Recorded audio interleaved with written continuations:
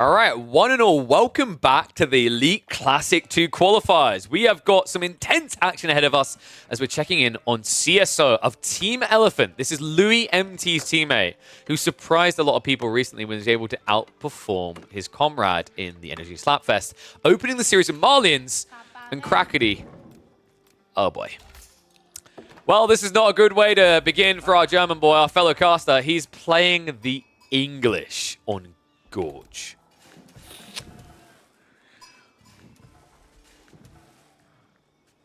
This is a tough one.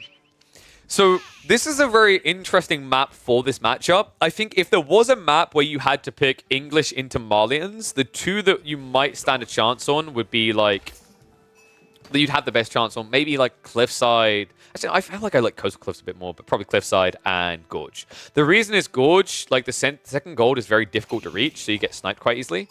But realistically, this spawn looks pretty decent for it with a nice little defensive tree line in the way as well. And fundamentally, like at the end of the day, how are you really going to block these gold veins? It's always the same, right? You have to move longbows, and jabs naturally counters that. I'm wondering, I'm racking my brain, is there a way where Crackedy can finesse this? We're going to hit the 2x speed, by the way, for the early game. Maybe, maybe Abbey of Kings? The problem is, like, this is why this matchup's so bad for English, is like, if you build longbows with Council Hall, you get countered by the javelins. If you build men-at-arms, you get countered by Musafadi. If you build Abbey of Kings and go Knight, you get countered by Donzos. It's very frustrating, actually.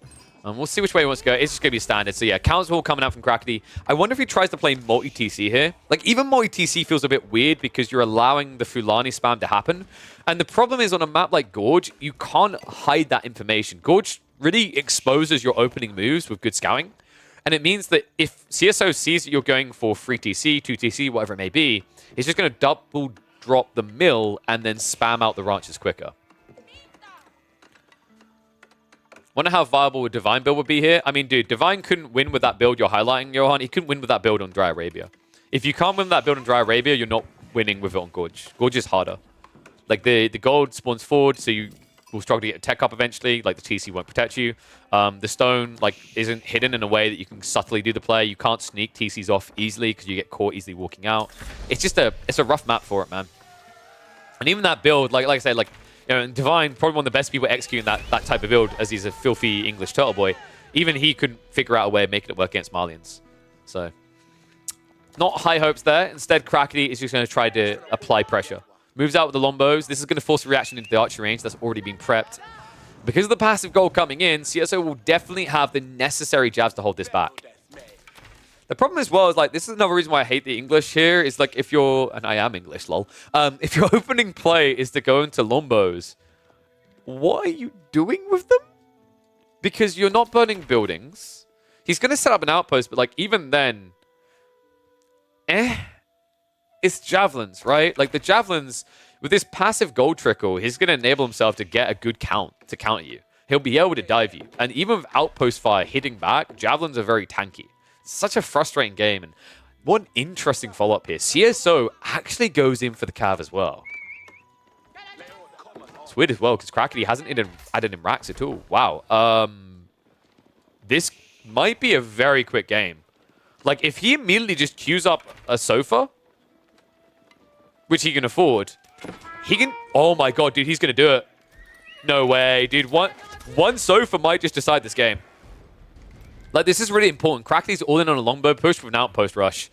If he can't get this up, and I don't think he will be able to, he's dead. He won't be able to deploy palings in time, and already he's choosing to trade with the javelins. Nice idea here with the micro back. But Sofa's out, and yeah, here we go. He just rushes across. He knows about it. He sees it. You need to set up palings ASAP. Crackedy instead is choosing to start a step, and that means the Sofa will have enough time to take this villager out. Oh my god, dude. That's tragic. Sick pullback, but the charge comes through. Was that intentional?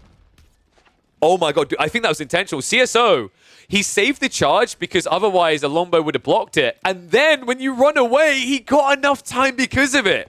What an absolute god. And Crackedy now, he's just kind of in limbo, right? Just add more longbows, pull another villager. But the problem is now there's another Sofa, a freshie. He can cut reinforcements. Remember, these Sofas aren't just tanky. They get bonus damage versus infantry. 3 jabs and a Sofa is enough to actually kill off all these Lombos right now. Already one going down. Oh, he misclicked the house. I mean, Crackedy's panicking a bit, right? And I don't blame him. I'd be panicking too. This is looking really bad. Like, this game is about to snowball poorly. Getting into this one, Crackedy was already of a mindset of, okay, how do I really play this? It doesn't look good. But now it looks all but secure. 4 Javelins versus 5 Lombos. Villager came all this way for nothing without Wheelbarrow. An incomplete outpost that will never be complete. Oh my god, man. What a harsh one. Yeah, this is, like, genuinely, this has to be English's hardest matchup to this day. It's so difficult. I said that, like, if there's one map that can maybe work, it's this one.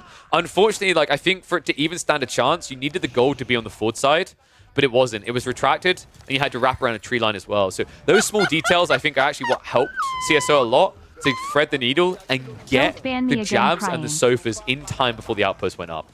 Big shout out to Boy Come Through 3 sub. Now that you are subscribed again, we can't ban you. That's how it works, guys.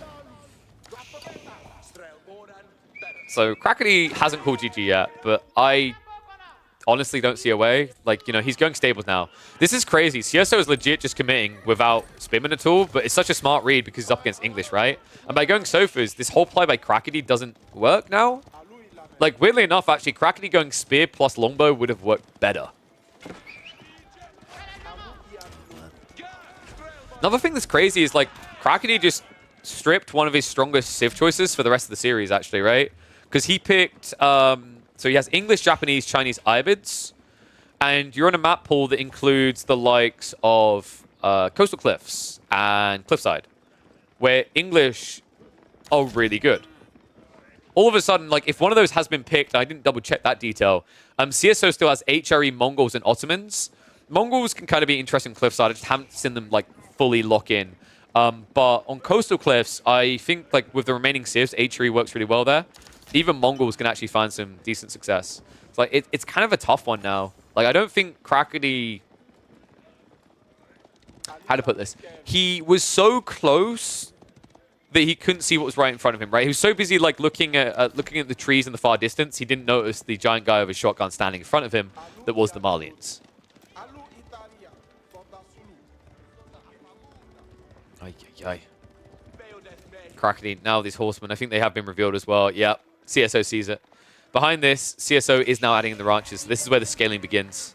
Love the fact he delayed that, even though he was going into the Sofas. Yeah, that's fair from Crackedy. Like, Crackedy just highlighted in the chat what went down here, because we're recapping this later. He thought CSO was going to open Ottomans. Crackedy, remind me, what were the other map picks for this series? Because I think that would tell you a lot about whether he feels like Ottomans is a rush. I think I talked about this with the Rus earlier. Like, if you got Rus, would you pick them on Gorge straight away? And I said, like, sometimes it's better to hold your opponent hostage, depending on the map pool. Mongolian Heights, Dry Arabia. Okay, so I assume he's going to save Ottomans for Dry Arabia then. Which, yeah, like, you could pick Malians there. Like, it is kind of a weird one, because I already highlighted, like, this is one of the worst maps for Malians. It's not the worst one, but it's definitely on the lower end of the spectrum. Just because the secondary gold isn't usually accessible against aggro civ, so you have to play condensed. But it was a great read to see that, like, the English was coming here. Like, in fairness, with Mongols being in the pool and the fact that Mongolian Heights was there, I guess maybe what CSO was doing was this kind of, like, the big brain, like, strategy of thinking, oh, Crackedy is going to assume, like, you know, Crackedy is going to save...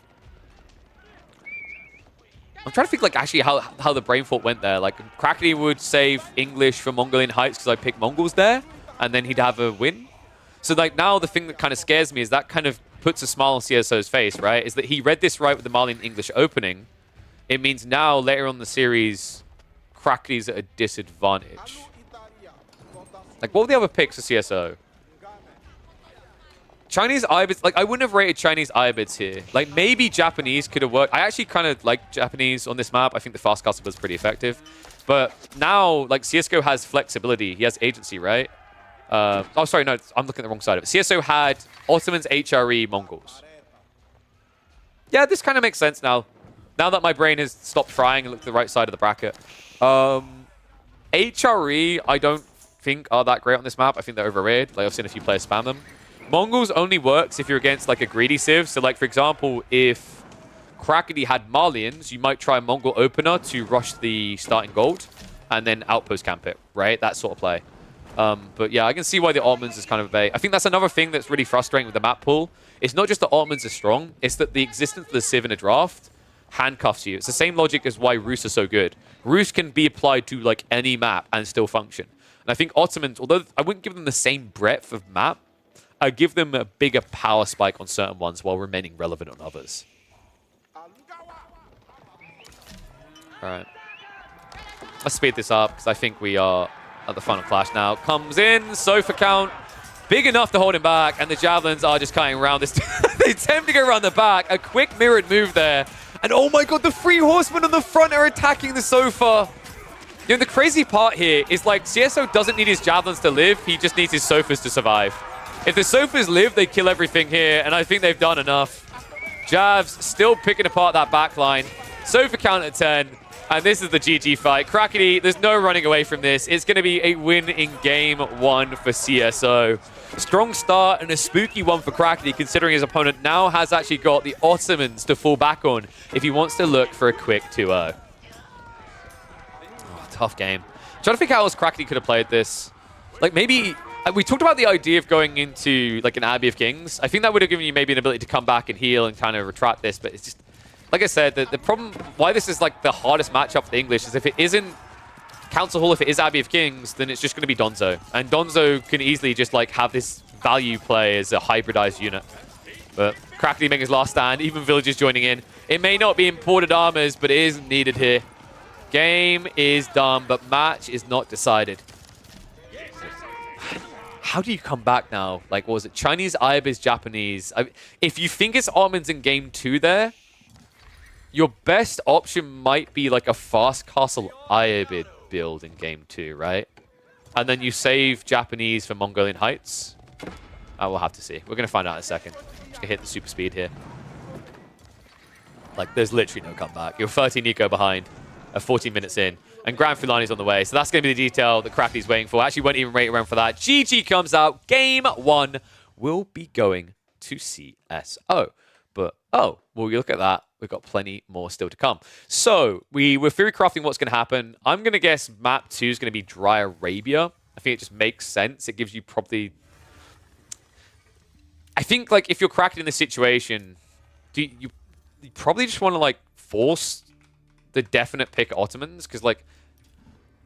Or do you? Like, maybe... I don't know. I'm trying to, like, think the correct approach here. Because, like, I don't think I've seen Mongolian Heights Ottomans much. Like, in theory, they work quite well on hybrid maps, right? Let's have a look. So we've got... Let's go to Crackedy's data. Keep going to CSOs by mistake. Whereas I was looking at Crackedy's because I knew where it was in the match history. So, yeah, he chooses Mongolians. Yeah, so this is... You know Ottomans has to be saved, right? Like I said, they can play water maps, but like realistically... Do you want to be playing Ottomans on a water map with either Chinese or Japanese? And I think the answer is no, because I think Japan and China both just rush feudal age and then go docks afterwards, and you're in trouble as the Ottomans. So looks like we are going to be getting a Mongol-Chinese matchup in game number 2. Sofas and feudal is so rare. Yeah, dude, that was a sick play by CSO. Like that, like the timing on that, we were watching, it was just critical. It was so cool. I love that we're seeing this from CSO, by the way. Like, everyone, including me, was just looking at China and saying, yeah, it's all Louis MT. Funnily enough, both players on the same team, CSO and Louis MT, are quickly becoming the hot topic of Asia in Age of Empires 4. So let's see if they can show us why in game number 2. Match point already for CSO. We hop into Mongolian Heights for a showdown between the Chinese and the Mongols.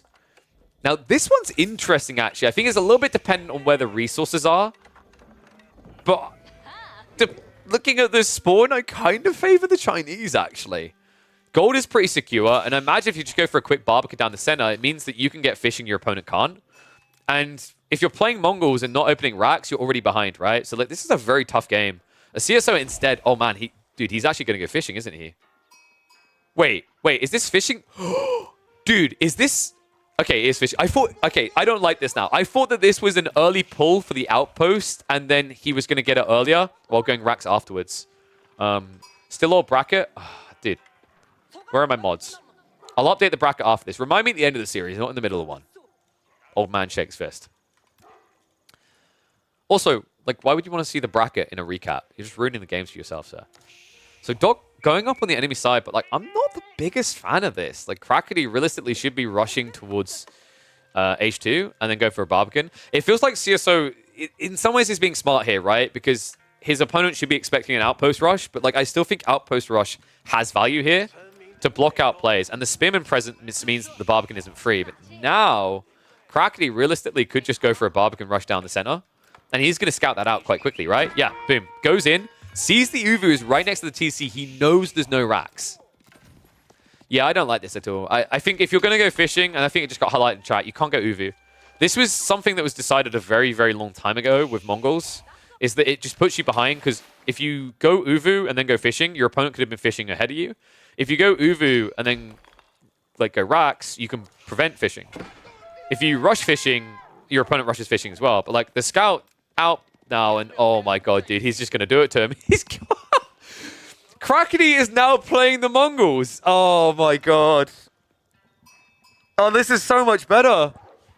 Yeah, I think he could have still went for a Barbican drop on the center and been fine, right? Because like there's nothing CSGO can do. Like you can legit drop a Barbican right next to his dock and secure this whole area.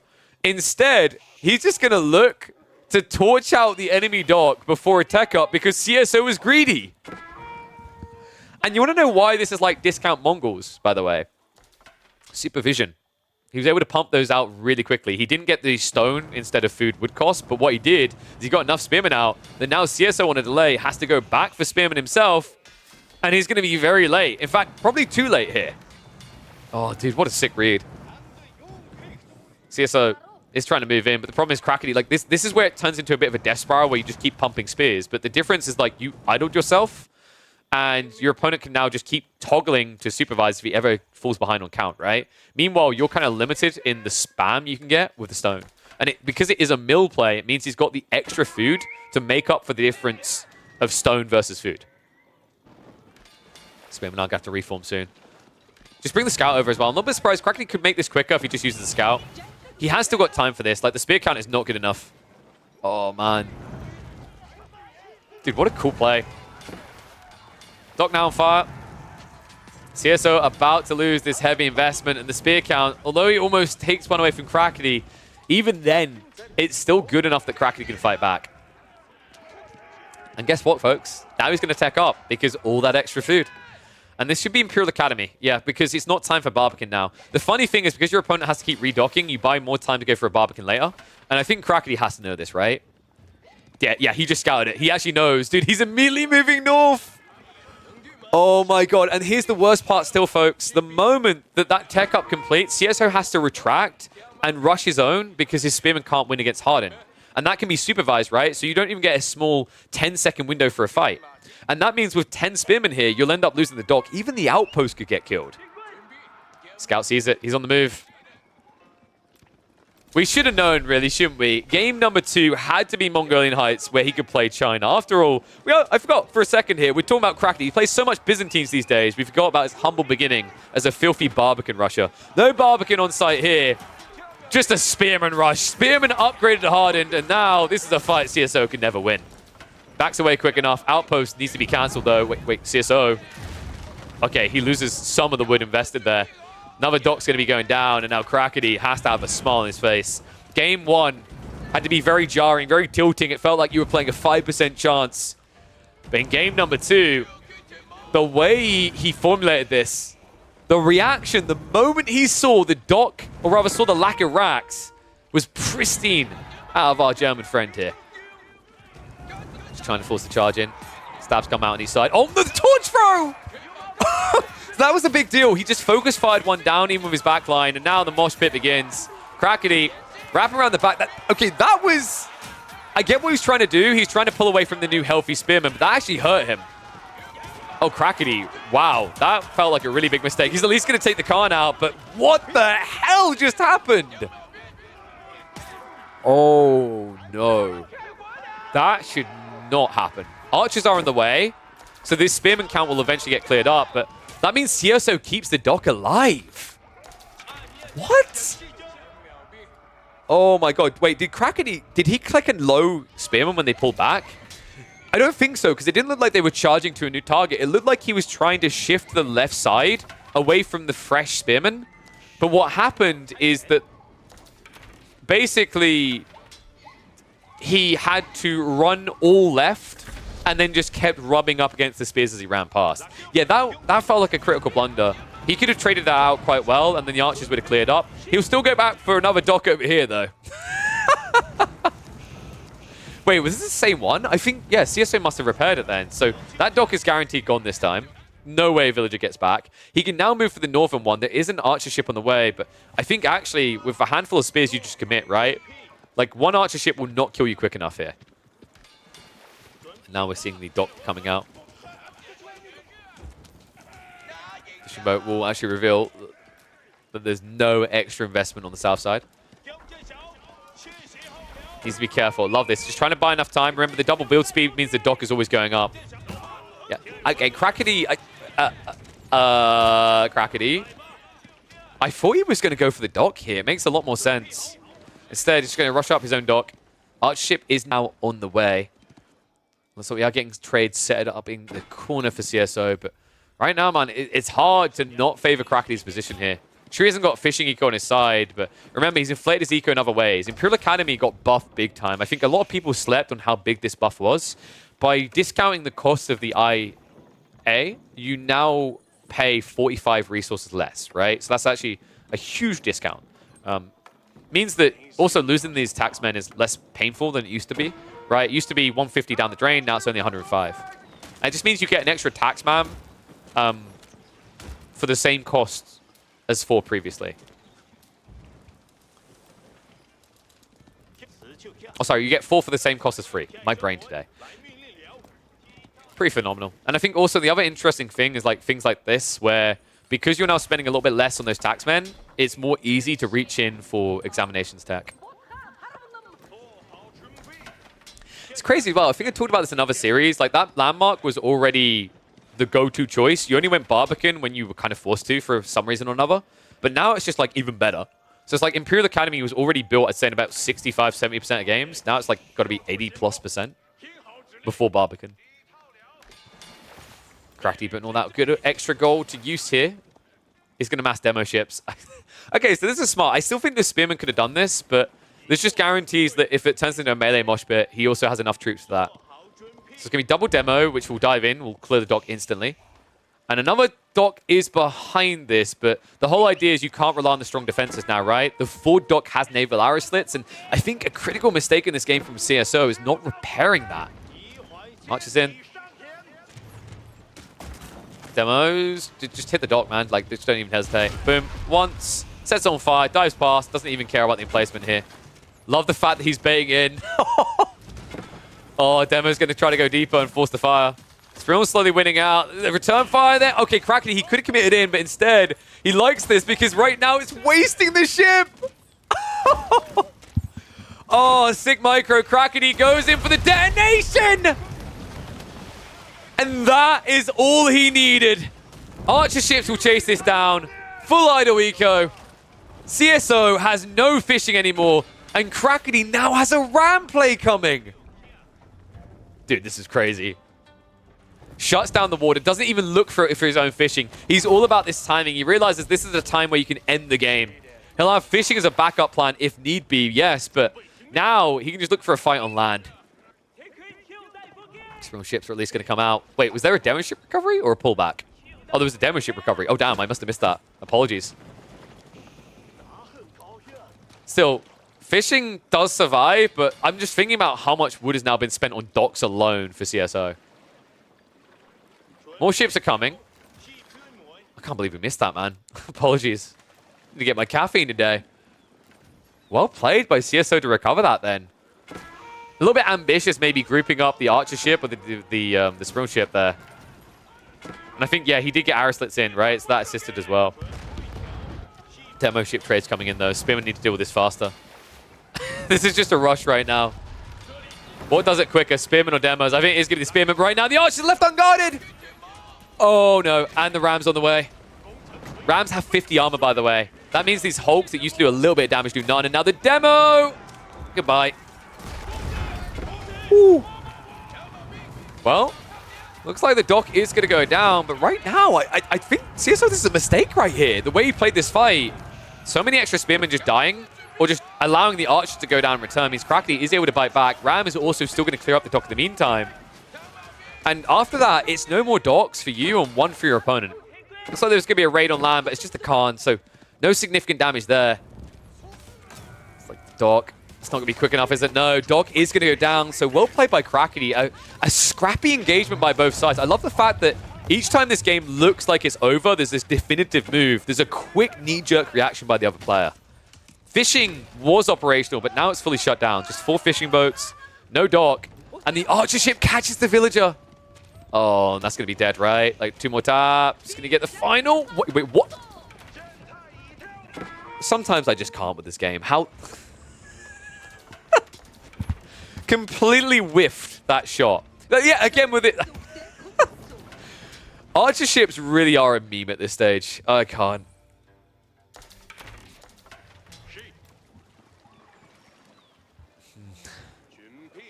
So does Crackedy now go for fishing? Or does he go castle? Oh my god, he's going castle. He's playing on deer, right? Because like CsOH lost all the spearmen. And yeah, I don't know what this outpost from CS... Like, to me, I'm looking at this as -1 villager. That's all I see. In a game where you're already a few villages behind, right? Yeah, Crackedy's rushing Castle Age. Archer ship also just guarding against this. That's heavy hits into CsOH. Nice micro there. Crackedy just min-maxing the damage. And also baiting the Keshiks back in, dude. Oh no, CsOH! So we've got Castle and Castle Rush, but the difference here is that one side has gold, the other has food. And that scares me because, like, if you're thinking about what both sides are going to rush, for Crackedy, he only needs food. For CsOH, what do you rush with gold? You want to go Keshiks? You need food. Oh my god, he's going 2 TC as well. What the f... Alright, hear me out. 9 out of 10 times, this is actually a cool play by CsOH. It's very greedy, but, like, you're playing against China, right? Against most Chinese players, they're probably like, oh man, now I just go back for TC and we boom up. Crackedy isn't going to do that. This is going to be a Palace Guard spam. Palace Guard and Lancer, right? Okay, just Lancers. Dude. Makes sense, right? He's up against trade. Just chase that down. And now, all of a sudden, you're booming more eco, spending more food into villages instead of protection against something that can dive your base. Oh my god. This game might be over fast. Trade at least has some insulation, right? Outposts are up, so you get early warnings. You have garrison spots. But the supervision could be coming in here. And yeah, it is. Lancers coming out every 13 seconds. This is big. Remember, like, a big part of why the Japanese fast castle build works is this whole idea of you just getting your mounted samurai out every 13 seconds. Or every 12. Supervision does the same thing. And yeah, we didn't get Song in the end, which I agree with. I think if you went Song, you're playing an eco game, you're playing macro. And that's exactly what CsOH was anticipating, I think. He wanted this to be a macro game, which is why he went trade plus second TC. But now this timing by Crackedy, I mean, if he fluffs it, GG, right? But how do you fluff it here? CsOH has 1 spearman, 3 Keshiks. He has no answer. Lancer's now moving in for the villagers. As soon as you start building a lead, you're about to start losing it. Double villager TC fire is like pretty effective, but you know, the undermesh is already in. I imagine we're going to be a supervision into a fast second range upgrade soon as well. Don't like that he's fighting the Keshik. He needs to find something else, and he's found it! Oh, no. He'll be able to move away. But now you just run Lancers into the trade line. Right? Dude, he's going for the base. This is a crazy game, actually. Crackedy. He's going to start finding the trade. This is what I want him to target in the first place. You can't kill the Keshiks in small numbers, because if it's 2 versus 1, they'll just heal off of you, and like with good micro, CsOH can just peel back. So this is much better. Just take out the traders, preferably before they drop off. In fact, he could even still kill a second. The second wave now coming in. Just dive underneath the main eco again. At any given point, CsOH has like half of his economy idle right now. So it's making him pretty ineffective, and oh my god, he hasn't noticed. Dude, not like this. So right now, CsOH actually isn't ahead on eco at all. And he's losing more. He finally realized the fishing was not working, but that was able to fish for a good, I want to say, almost 2 minutes at this stage. Gortai has to pack up again. behind this, is Crackedy prepping for a farm transition? He's gathering a lot of wood, but not spending it right now. It's either that or we're going to see Nest of Bees, but I don't think he has the gold for that. I would love to see him drop a Monastery just to prep more gold. Like, you've got the wood for it, right? Then you just need to find 150 gold to get a return. For now, though, I love the fact that he's essentially playing China as an aggro Civ, right? Pocket resources, deer, boar. We just don't really see this with this Civ anymore. So there's going to be enough trader going down. Archer's just super effective at taking them. I think that's why Crackedy was leaving them far away from the main fight. CSO, right now, only has a handful of rabble to fight against this. A few Lancers, all's going to take to break it. Spears chasing in. Lance is targeted first, though. That's not good right there. CSO missed micro. Crossbows can easily quickly take down these Lancers, though. I think Lance is going to clear this up. CSO, I just don't see a way, man. Like, this is my worry, is that you've got trade, you've got 2TC, you've got too much gold and not enough food. New wave of Lancers arrives, and this is just getting out of control. Even with Kurultai, the thing about Kurultai is it's really strong, guys. But it kind of requires units. And an army of 5 is not really going to cut it, folks. Oh my god, man. I think Castle and 2TC was his undoing. One or the other, right? Like, you know, usually you want to look left and right before crossing the road. You choose one of these as the equivalent of looking left or right. CSO just blind walked across the road and he got hit by 2 trucks. This is done. Crackedy, he hasn't got the level 2 under mesh, but he doesn't need it at this stage. It's 230 HP. The damage mitigation is huge because there was no steeled arrow this entire time for CSO. And all of a sudden, this game is completely CSO no. GG gets called. Even the water's being shut down again. Great game from Crackedy to even us up and guarantee that we get a deciding game here. But it's not going to be a fun one for Crackedy, I think, because, folks, we've got to remember what CSO has still left over. HRE or Ottomans to try and round out this series. He would have to be huffing quite a lot of Crackedy to pick anything but the Ottomans. Meanwhile, Crackedy himself has 2 options. Iabids or Japanese. And I'm pretty sure both of those are not faring well up against the Ottomans. Let's have a look. So Ottomans, 52. Oh yeah, let's hit the ads for 60 seconds while I break this down. So Ottomans, 52% against Iabids in the January patch. Well, wait, what? Dude, okay, those stats are broken. 1 second. It hasn't loaded Conk Plus. Let's load Conk Plus. So Conk Plus, Ottomans are at a 52% against Iabids, so it's still the same. And then the other one he has the Japanese. That is at least a 50-50, but if we go a patch before, which I think is more representative of this, Ottomans versus Japanese is a 64% win rate for the Ottomans. Meanwhile, up against the Iabids, and this was pre-patch where they were better, that's where Iabids could win, 35.6%. So I think Crackedy is still going to be leaning into the Iabids for game number 3 here, but it's fair to say that this Civ isn't as powerful as it once was, right? The nerfs to its fast castle build have definitely been hard felt. So I think it's still going to be a bit of an uphill battle against what right now feels like an S tier Civ. I think Ottomans actually in this matchup, they play all in. They can clash, but well, I just looked at the game. We're loading up now. He didn't go Iabids. He went Japanese.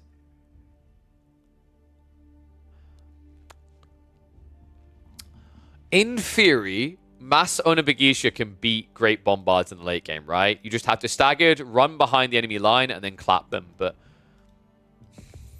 my question mark is, do you even get to that stage? Like, are you able to thread the needle into the late game? Let's find out. It's time for the deciding game between CSO and Crackedy. We take to Dry Arabia to figure it all out. Japanese in the hands of Crackedy. CSO, the other Chinese prodigy, could not have it stronger right now. Ottomans as the final pick in this series. This is going to be a crazy one. Teal versus blue because they want to confuse anyone who has any kind of colorblind issues. Looking at the spawn, not a bad one for Crackedy. Nice amount of food on the right side here with the double berry, the triple berry, even which you can kind of wall into. And I think this is the type of game where you might want to wall in on that mid game, but I imagine we're going to be looking at a fast castle build here, right? Like, there actually are a lot of builds on the rise for the Japanese that play well in Feudal Age. I think that was discovered mainly up against Delhi recently. A lot of them revolve around the idea of like Onabagisha and Horsemen are quite effective. We've even seen some effective builds of Yumi. But If you just want to go for a fast castle build here, it's pretty easy against the Ottomans. They don't ramp up quick enough. So if you just drop an outpost on the gold, there's not really much your opponent can do. And with a backspawning gold like this, it already makes it hard enough. Like if you legit just drop an outpost right here, your opponent has to rotate all the way to the left and all the way around the back wood line to try and do anything. Even then, arrow slits will shut it down. So tech up should be on the way soon. I'm expecting a Kura storehouse. Would love to see it dropped on the wood line by Crackedy. It's very important here. And corner market's being highlighted, but like it doesn't matter. Like you can't do it at all. If you're a Mongol's great, but if you go trade here, it has to happen at home, right next to your base. It just doesn't work. And then of course on the other side, no one cares. But Kura storehouse is on the way. Position is quite nice. Like I think the goal here for Crackedy is going to be leaning to the right side, where maybe he just even sets up an outpost like here to block the entire crossing, get set up a small wall, and all of a sudden you secure food as well as gold. But the initial spears might put a downer on that mood. Still, I love the idea of just literally an outpost here because it would protect the berries also. The first spear arrives. Nice thing is that the farmhouse always gets set up in a way that you can kind of hit onto it. But it's going to take you so long to kill and not much to repair. Twin Minute of Dressers on the way on the other side. We did, of course, get that military school opening to get in these spearmen. Probably just going to see a second military school ASAP from CSO. In fact, he's already got one person out in the stone. After that, do you fast castle here? Like, your castle age is always going to be slower. I feel like if you try to turn this into a fast castle build on each side, Japanese are better. So I would like to see CSO probably just start adding in Sipahi. Onobugisha aren't bad at dealing with Sipahi, but it's a harder fight than compared to Horsemen. And also, it gives you that raid potential still to hit hard. We have also got Tawara already taking Takasaiku. Probably going to be queued up very soon. Very valuable if you think you can reach the second berry line. If you can only do the first, it's not as big of a deal. But considering Crackedy's a very wise lad, he'll understand that CSO has to form some pressure. I imagine he'll just stick on the level 1 wheelbarrow to get a faster castle timing here. In fact, we're going to hit the speed up. Like, this game legit is not going to be defined in Feudal Age. When CSO queues up a meta this early, I think we're just seeing fast castle. Second military school coming in. Yeah, he's got 6 on gold. This is fast castle for both. I kind of don't like that for the Ottomans. Like, if we talk Imperial, that's where they bounce back, right? Like, Imperial Age, I would favor Ottomans here. Especially considering, like, you just get all this free unit production, and Japanese are really gold heavy, and they have a limited amount of gold they can access as the game goes on, right? But in Castle, that should be a really good point in the game for the Japanese. Early, mid, and even late. Spearman just trying to be a little bit nuisance. The farm star's now starting to spawn on the right side here.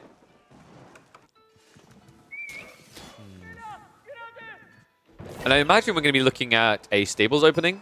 It feels pretty standard here.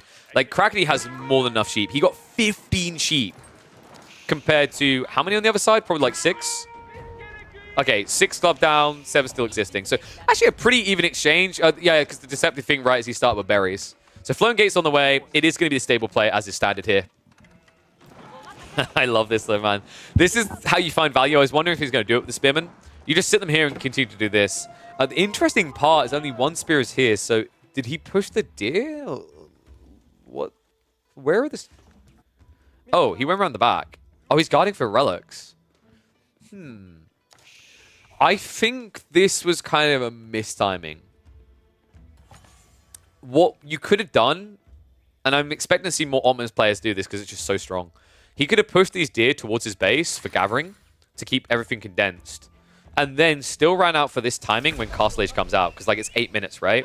You know when this is going to happen. So, like, earlier than this, either all those spears should be burning the farms down, or they should be helping you push eco in. So, a little bit surprised he done that. A little bit of poke back here. And what? I love that very long jump. You guys see that where he skipped the leg animation? So it's going to come out. These are Dark Age, though, right? Yeah, dude, I actually think you died to a Wallalo. Wallalo? Wallalo? No? Okay. Crackedy's not going to try. He's just going to go run faster. So that's going to be a dead Shinto. Not great for Crackedy. Like, great read by CSO. It does shut down the opening play. Funnily enough, he gets the relic quite close to base. Closer than he probably should have here. Funnily enough, the first Mount Samurai actually could have blocked that, but obviously he was heading to the enemy base. He didn't anticipate this. Other side of it, CSO almost complete with his own tech up. Doesn't have additional spears to defend with yet.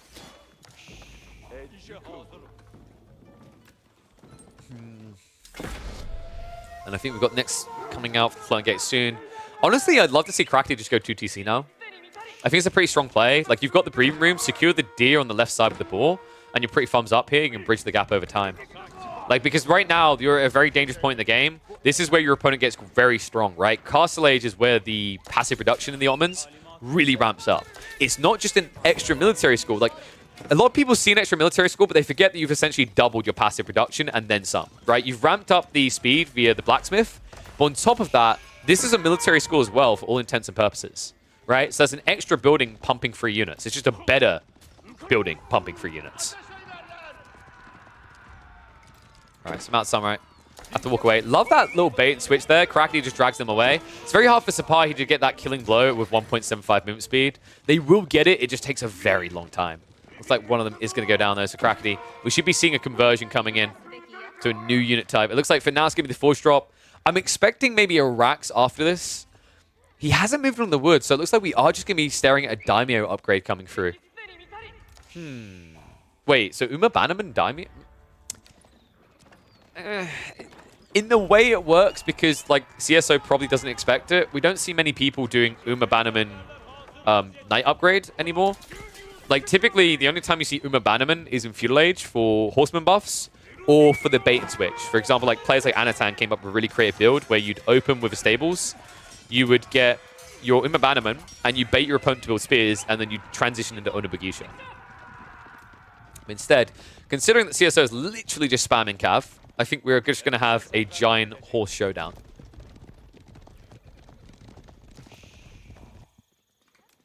Crackedy is moving out on stone now, so it will be a rush to upgrade those. Wallow on the flank. Looks like the Imam's trying to pull it back, but the Mount Samurai are going to intercept. So far, one relic has been banked on one side, one has not on the other. Instead, Crackedy, he did prioritize moving out to grab a second relic with the Shinto over waiting for the shrine to complete. Now Mount Samurai keep moving in. Yo, if he could actually get that Mangonel, unfortunately the Knights are going to be there, able to block that one out. And the thing that's a little bit worrisome is when you take this strategy as Crackedy, like what's happening is over time you're losing Knights, right? Like you're trading Knights for raiding eco, idling out. Meanwhile, CSO is just escalating an army together. And this army is kind of scary because typically Mounted Samurai are just better than Lancers, but there's a few details that matter a lot here. For a start, that meta. The meta is an interesting one. You still have the deflective armor advantage, but the melee tech advantage that you can eventually get doesn't exist because of the melee armor. Funnily enough, that's just 2 levels, right? Like, this is no insulated helms, no fit level work. It's legit just that meta effect. I love this because essentially these Mounted Samurai hit for 1 less damage in the exchanges. And over time, that kind of offsets a big advantage the deflective armor gives you. Still, these raids in are effective. CSO losing a lot of economy now. Up to 8 worker kills. Crackedy probably feeling like he's done enough damage here. Draws the army back home as well. I love that detail where essentially CSO had to rally back towards his base. It means there was no trade. If Crackedy had chosen this exchange over here and had to draw it back a bit, CSO would have leaked in and killed Eco. Instead, Crackedy is able to move out into the berries, and this is going to keep the War Machine grinding.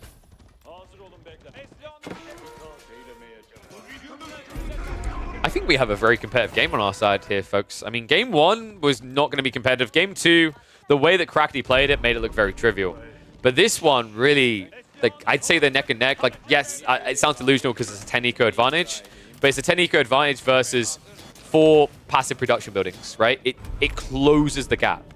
And we haven't actually got the level 2 Daimyo yet, right? That's coming in soon. Once we get to Shogunate, we get more farms added in. That's where the Japanese's true perks start to come through. I actually love that we're seeing the melee armor used as well in the meta. I feel like it's been a while since I've seen someone whip that out, but you see how powerful it is. Like, it's very easy to forget because we see the ranged armor a lot, and that's only a +1, but the melee armor being +2 is just bonkers in this type of game. Actually makes me kind of favor the Ottomans in a late game skirmish as well, not just because of the great bombards, because like, let's say your opponent builds mass samurai, and you have to build like Sipahi to defend with Janissaries. All of a sudden, you've got +2 armor there. Offsets a lot of the power that comes from the Japanese because a lot of their punch is in melee units. Flash coming in. 3 more Mountain Samurai going down by the looks of that. Eco is being hit again, though, right? We've gone up to a 13 economy lead. Honestly, I would just love to see Crackedy go with the second TC. I think the second TC just breaks this game wide open. He's hesitant because of the Lancers, though, right? Like, if he goes too wide, he might get shut down. If he keeps it too congested, he's not going to actually get enough value out of the town center. He'll have too many villages in one location. But, like, one TC to me makes this game very easy peasy for him. Instead, he's putting all of his resources into an Owner Bigisha spam. What an interesting game. CSO at 3 relics now. The problem I'm now seeing is, like, these Owner Bigisha can clap Janissaries so they can reach them. But right now, Crackedy, the problem with his comp is he now has no answer to the frontline Knights, right? Like, running past those actually hurts a lot. And we always said the melee armor disables your ability to do a lot of damage. It's huge here, actually. The melee armor, this might be the single best matchup for melee armor meta. Because how many games do the Japanese devolve into mass Owner Bigisha? Or evolve, I guess people want to say. That means that melee aura is taking away, at this stage of the game, with all your upgrades in, right? It's going to take away 20% of your damage. It's basically Camel on Ease. Like, it's an inventory version of Camel on Ease, and we've seen how big of an advantage that can be up against Cav, right? So just think about how impactful it's going to be here against Owner Bigisha. Little bait and switch here. Mango's moving in. Gonna try and go around the backside. Looks like it'll be attack speed aura. Should be switching over the melee armor, and that actually does bulk up the Mango as well. Doesn't survive, though. Still goes down. However, Crackedy has lost a lot of army here. Oh, my goodness. And he doesn't have the Shogunate, so this could be a dive underneath the primary. CSO, I'd love to see him just start to siege this all down. Like, actually, if he has siege engineering, build a ram and just blunt this, but looks like he doesn't. However, if he moves these Jannies a bit deeper, what he can do is he can shoot anything coming out of the Raxes. I think that's a bit of a missed trick here. CSO, like right now, it feels like he's on the cusp of victory, but the mistake he's made here is keeping these ranged units so far back. Answers peel off, love the raid, goes in. Able to find a few more villager picks and rotates around. Unfortunately, the berries are further out. He knows about this, though. Sapahi does scout this out, and that's 5 extra villagers than you have safety for. Now, main army has been bailed on, but realistically, the Owner Bigisha count's too low, and the meta defense is too strong, right? That extra 2 armor means that when you dive in, the Jannies will beat you. And a few Knights are able to just block you in these choke points as well. It's a sick game so far. CSO. Crackedy, like, how does he survive this now? He's playing out to pocket resources on both flanks, so at least the Lancers aren't going to butcher him completely. But his production's being shut down.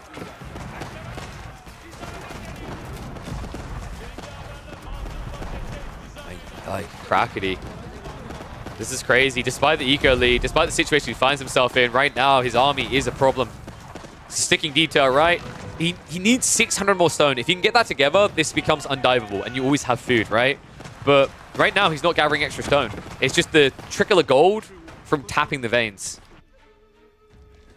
So many buildings being lost as well. Forge goes down. That's less gold to work with.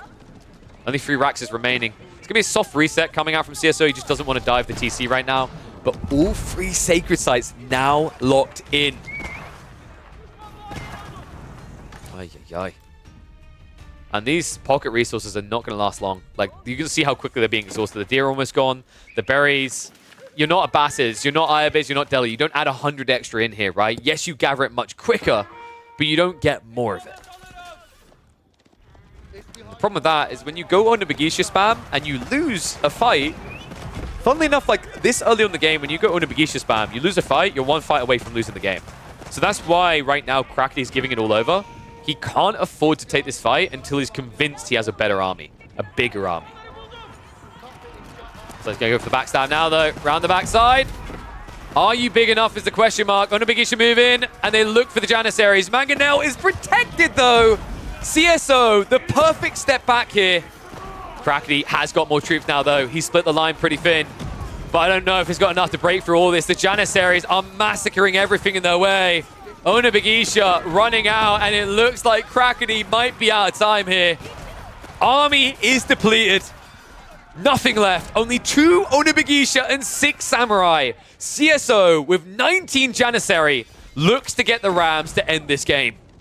Oh my goodness. What a harsh fight. Crackedy I mean, he knew he couldn't let CsOH walk away from that for free. He tries to surround, but you're just seeing the power that's been built up over those previous fights from CsOH. Aura wasn't there throughout at all, right? He got sniped in the end, but it just didn't matter at that stage.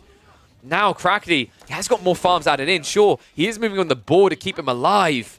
But that's poor. It's only 2,000 food. That, to put it in kind of perspective, is not that many on a Bagisha, right? Like, it seems like it. You're going to be able to get your hands on an extra, what, 35?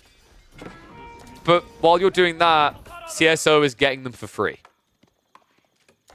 Janissary is just pumping out on the regular.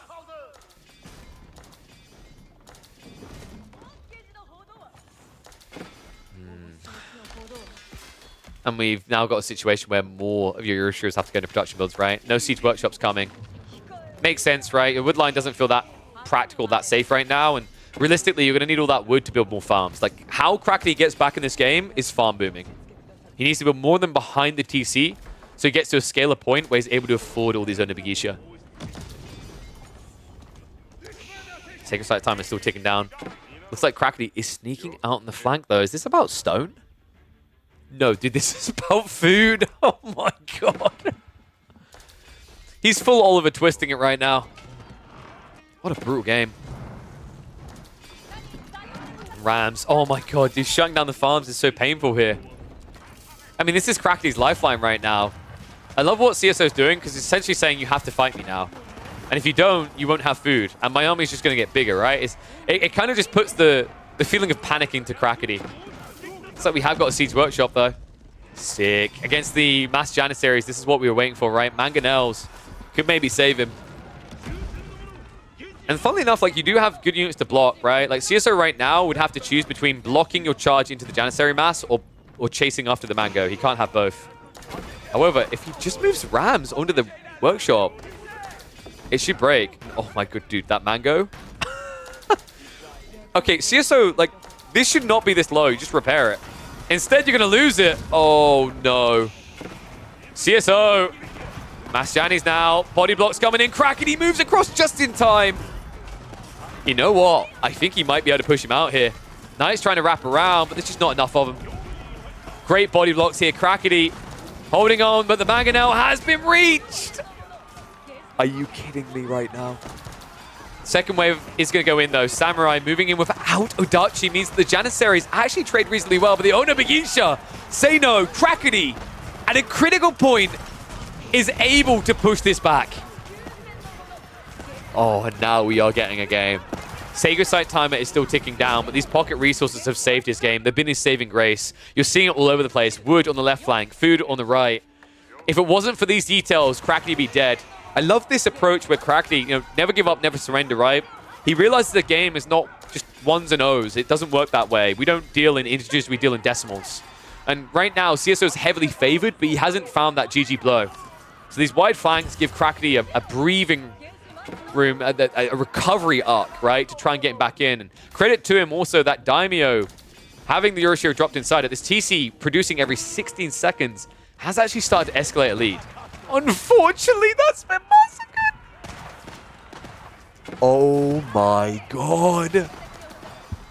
I looked away for a second, and those Janissary, like a cheese grated cheese here. Wow. Okay, I'm done praising the eco lead because Crackedy instantly just lost it. Oh, dude, Janissaries are just insane with that attack speed. That was crazy. Another TC coming in, though. Crackedy says, okay, villagers are dying now, but I've got breathing room. This is an opportunity to try and rebuild the whole base. Oh. Crackedy can't be feeling ahead right now, though. Like, it's crazy because we're getting to the point where, like, all the Vizier points are going to end up unlocked at this pace, and that's very good for CsOH. I talk about, like, a Feudal Age Plus. It counts for Castle as well. It's like Castle Age Plus. And now second TC, so it looks like he's not going to fall behind on TC count. Oh, okay, maybe he is. Crackedy. The moment he breaks out of the siege, he's like, go everywhere. Build TCs everywhere. It's like some mass pollination strategy. It's like orcs dropping onto an unexpected imperial planet. Spread out. Multiply. I mean, it fits, right? Like, I keep saying that Japanese are actually the Zerg of Age of Empires 4. I think that's very true. Like, classic Zerg style, it's all about a numbers game, right? You need to have that advantage in count because it's very rare that you find yourself having a quality advantage with this Civ.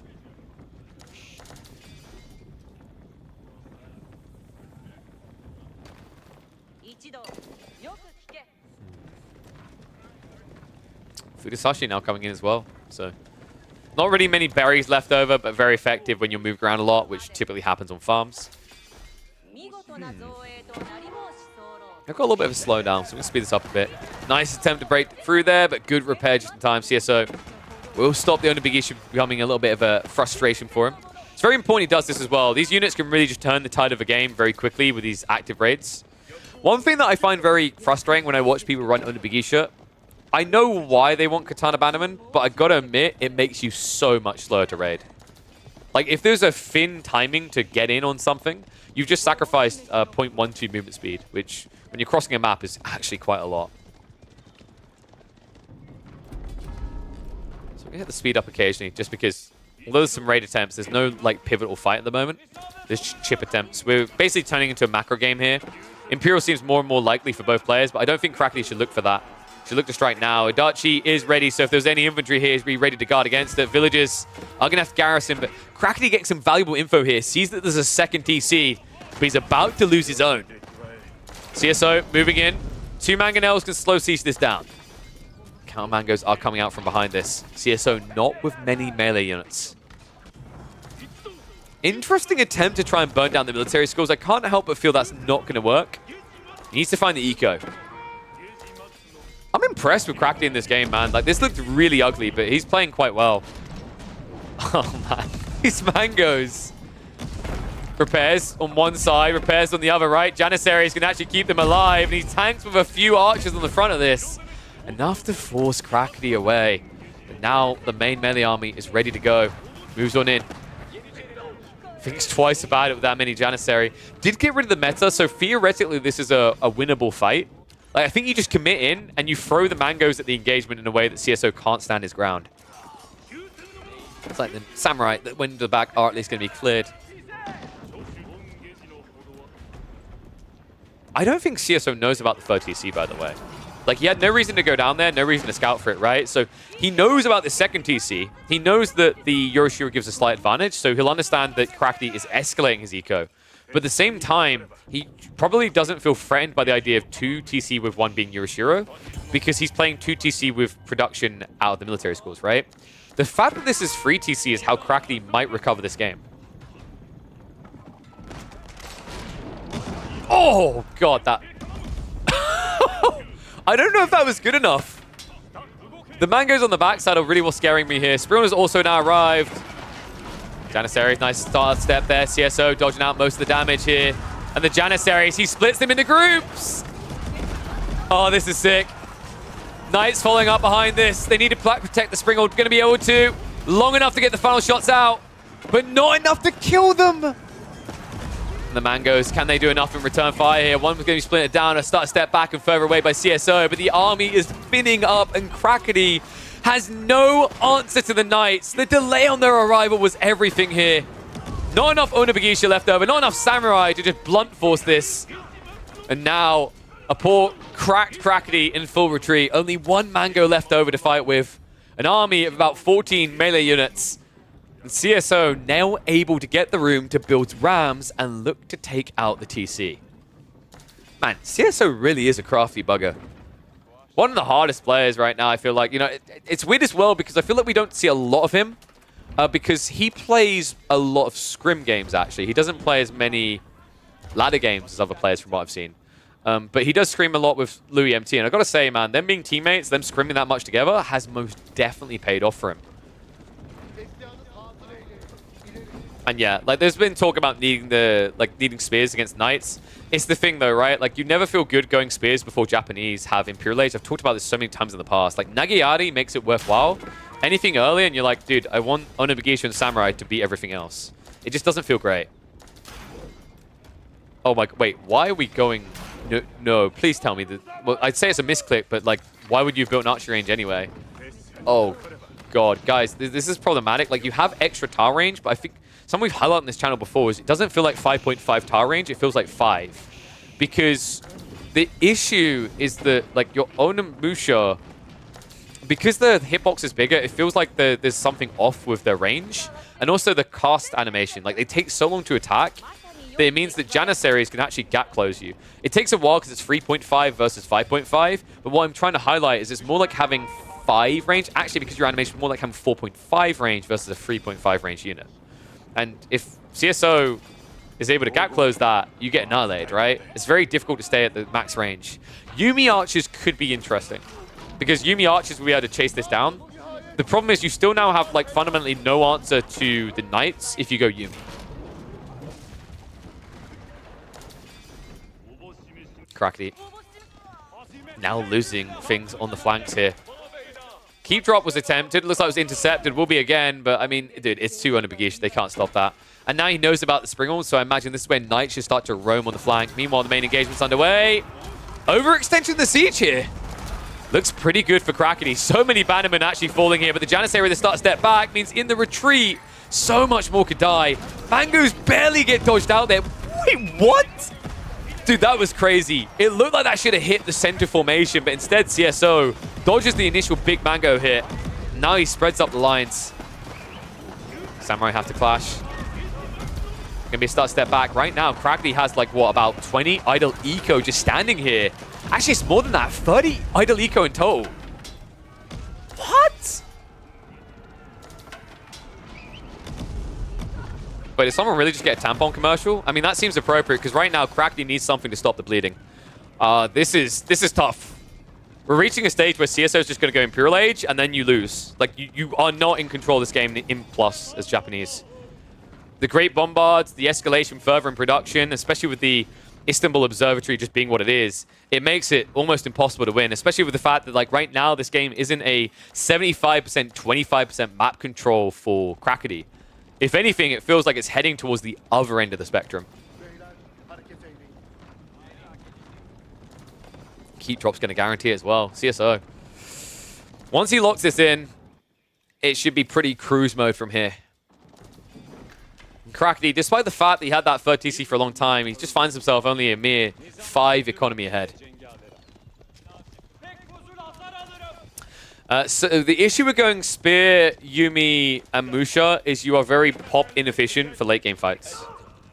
Because you, like, that's the thing that feels bad about building archers in Imperial Age, or anywhere near Imperial Age, is like they are not good traders as the game goes on. Like, it's pretty much true for every civ in the game. Like, the one exception might be Abasses, but even then, like, if you had the choice between going Archer or Camel Archer, why aren't you building Camel Archer, right? Like, it's you're only doing it if you don't have resources. Like, anytime I get 35 minutes in the game and someone's massing archers, I'm like, okay, so they've ran out of resources. Weirdly enough, CSO has some of them, but I think that was more about the Onabagisha for the bonus damage and just having something extra to tank with. Because he didn't want to, like, spend gold on active Janissary production, but he needed more units to fill the ranks. Samurai once again in the back, but this time I just don't think they're going to find as much as they did last time. Last time it was like, what, 25? Roughly 20, 25 Samurai going in. This is just a group of 6. It's not going to do enough here. At home, we've at least got Shogunate, which is the reason why Crackedy still has hope in this game, right? It's the food income that allows him to compete. The problem is, like, despite the fact that he has double the food, CSO has built up 4,000 food in reserve. Courtesy of the fact that he's not spending on his army. He's just getting it for free. And now, with the Istanbul Observatory on the way, that's where this game turns really dark for Crackedy. Enough food to get the upgrades to elite status. He'll have the gold quickly to follow. In fact, we are actually getting mass Raxes here. Wait, is he going... Is he really committing men-at-arms against Samurai? That's wild. Adachi gives an edge, but I guess the thought process here is if you quickly unlock elite army tactics, which you basically have a uni here with the observatory, and then you use the melee armor, the Samurai actually don't slap that hard. That's still funky, though. I haven't seen that before. But it is really cool. And what makes it more impressive is, like, if you hit hard enough with the initial strike, Crackedy won't have a pivot that reacts strong enough. In fact, right now, the only pivot you have is to go in. Instead, he's looking to punish. Castle protects this, though. Last minute arms on the way. Takes 11 seconds to get him out. Janissary's going to stand there. Ground dive comes in towards the siege. But a lot of that is Spearman, and now the Spearman was trading out. Shot Triggers isn't in yet, but it just doesn't matter. The Mango's getting too deep here. And not enough being done. Crackedy still behind on military advantage. Maybe able to take the lead, but it's not going to be a big enough one to stand underneath this castle. The castle play by CSO. The production follow-up behind this. It feels like he might just have this one in the bag. Don't be deceived, folks. There's 15 plus Janissary hiding behind this castle. Crackedy has just thrown his shoe at CSO, and all he's done is anger the Tiger. Next military score being added in. Tanegashima Gunsmith is on the way. But now Crackedy has to reboom an army, and he needs it stat. Also a game where he just doesn't have great gold access now, right? There's a keep securing the left side. Right side is like the one area, but a castle C there. Now the center is inaccessible. He basically has 1,000 gold and nothing else.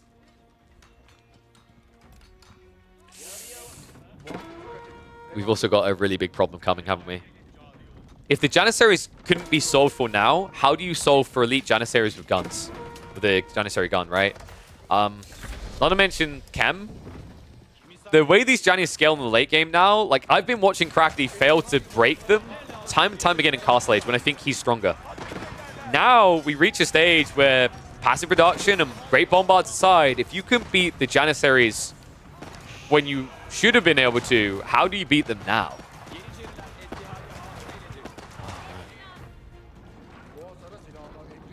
You hit the speed up for a second here because they're going to have to unlock their tech upgrades, right? It's weird just watching Crackedy essentially have a third of the map, but it's an irrelevant third, right? He can build keeps, and that's kind of it. Just no real goal to work with long term is problematic. And it's something I always highlight. Is like the Japanese look really strong, but I think they peak very early in Imperial Age because of the gold issues. You can get all the Euroshiras you want, but when you think about the fact that your strategy is like, you know, Stalingrad, it's just basically body the fight. Having Euroshiras give you gold isn't enough. Not to keep Mass Unibigisha and Samurai spam going. Six site's been locked in, and with the castles being dropped where they are, this is problematic. CSO has been prepping for this. Crackedy can't go on the wide flanks, it's too expensive. Now that means you're going to have to fight into Great Bombards. It's not looking great. He's manning the forces though. He's getting ready for one big assault. In fact, he's going to make a dive onto the Great Bombard Keep. Oh my god, dude. This is not the move. Not only is it going to cost you a lot of troopers here, your base is now going to get me dove for this. Farm's been shut down on the left side. Villager repair crew is at least being intercepted, but the Great Bombard has done a decent amount of damage. And now also Crackedy's entire army is out of position here. He may survive the Sacred Site timer, but he will not survive the army. Johnny's moving in. Crackedy, he's not going to get housed here because remember, you build all these farmhouses because they're mills, but he's going to start losing full production. He's going to start losing the ability to reboom an army. And he's also now going to start losing eco. Sugarnet Castle being dove. Sacred Site time. He didn't decap Crackedy. Oh, wow. Okay, so he gets it for the gold, but I mean, you need to decap this. I wonder, like, if he's thought about this in this moment. It's very easy to forget until it goes down to like 4 minutes, but at that stage, it could be too late. Looks like he's going to send the ram out. Like, please, just clear the outpost, take the Sacred Site, at least give yourself a chance of going long. Although I'm not sure how long you can go when this happens. Great Bombards. So this is actually a big deal. Shogunate Castle got nerfed, right? Like, it used to have, I think, 9 tower range, but now being down to 8, it's so much easier to idle out these farms than it used to be. Not to mention the fact that Great Bombards will always counter this due to the fact they have 11 tile range. Oh, it makes you want to vomit. Also, Azutsu don't counter this, by the way. There's more ranged armor on Siege nowadays, right? And Azutsu are a ranged unit, which means that if Azutsu shot this, they'd be hitting for 1 damage. Yeah. Right now, he doesn't have an answer to Great Bombards at all. This Civ is just absurd in the late game. I mean, make no mistake about it. 9 out of 10 games, you're going to see an Elite Classic. Ottomans are going to be outright banned for both. And Crackedy has shown us exactly why they should be banned. Unfortunately, this was a series where he chose to prioritize... what did he prioritize as a ban? I think it was like the English ban? No, sorry, Jeanne d'Arc. I think it was Jeanne d'Arc and Delhi took priority here. And unfortunately, it screwed the pooch in this one. Landmark's going down. CsOH's not even waiting around. He just wants this done with. Oh, and Crackedy. A cool series here. I don't really want to discredit him. I think he got outdrafted. I think that's an element to consider here. Part of that's on CsOH and part of that's maybe on the mistake of not getting rid of the Ottomans. But also, just so much of this is to the credit of CsOH. He played a sick game here.